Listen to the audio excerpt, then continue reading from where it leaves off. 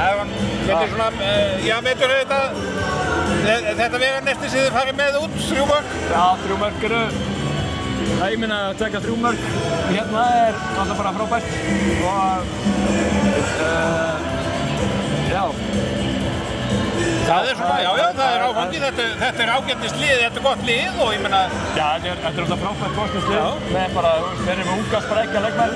Þeir spila mjög einfaldan handbolta og þeir eru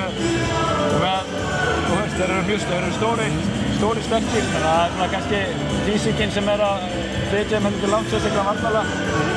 Þannig að, já, ég meina 3 mörk til Bosníu er bara flott. Já, en ég meina það voru svo sem möguleikar í stöðunni að gera betur, en ekki síst í fyrirháleik kannski þegar þú fórst á kostum? Já, nákvæmlega. Ég hefði náttúrulega viljað að við hefum kannski nýtt þann hluta mun betur.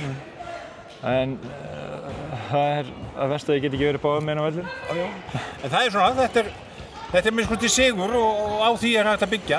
Já, alveg tímanalaust og mér finnst við eiga mikið inni. Mér finnst svolítið það sem við sáum að þeim í dag var svolítið bara svipað og við vorum búin að sjá á vídeóunum.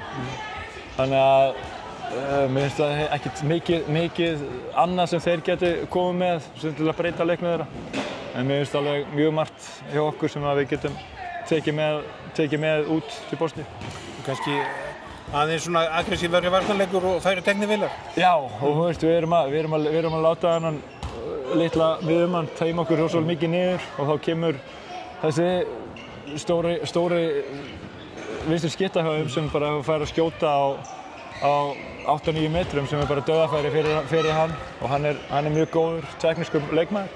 Þannig að hann skoraði heldur 10 mörk í dag sem er svona 6 mörkum á mikið að mér finnst.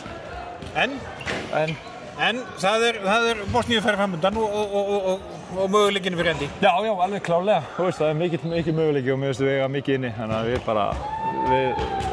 við förum bara brosandi til Bosníu næstu viku og gerum okkar besta.